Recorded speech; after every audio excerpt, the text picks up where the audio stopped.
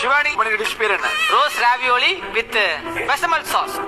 Thank you. அதை நீங்க present பண்ணி தெரியுமா? ஒரு ஃபென்டாஸ்டிக் மார்கழி மாசம் கோலம் மாதிரி இருக்கு. Thank you. ஃபென்டாஸ்டிக். டிசிடிசியில் நம்ம ஷிவானி செஞ்ச rose ravioli with bechamel sauce எப்படி செய்யலான்றதை பார்த்துடலாம்.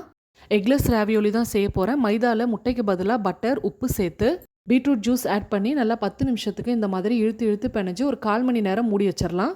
அதுக்குள்ளே நம்ம ஸ்டஃபிங்கை ரெடி பண்ணிடலாம். முதல்ல பட்டரில் நல்லா பூண்டை வறுத்து எடுத்துட்டு மிக்ஸி ஜாரில் சேர்த்து கூடவே மிளகையும் சேர்த்து கொரகொரப்பாக அரைச்சி எடுத்துக்கணும். அடுத்ததாக இதில் ஹோம்மேட் சீஸ், ஹோம்மேட் பன்னீர், கொஞ்சமாக உப்பு சேர்த்து பல்ஸ் மோடில் கிரைண்ட் பண்ணி எடுத்தீங்கன்னா ஸ்டஃபிங் ரெடி ஆகிடும். மாவு நல்லா ஊறிடுச்சு. இப்போ ரோஸ் ராவியோலி செய்ய ஆரம்பிச்சிடலாம். நல்லா பெருசாக திரட்டிட்டு ஏதாவது ஒரு மூடியை வச்சு சின்னதாக இந்த மாதிரி கட் பண்ணி எடுத்துக்கணும். நடுவில் ஸ்டஃபிங்கை வச்சுட்டு இந்த மாதிரி பாதி அளவுக்கு மூடி ரோல் பண்ணிங்கன்னா சூப்பரான ரோஸ் ரெடி ஆகிடும்.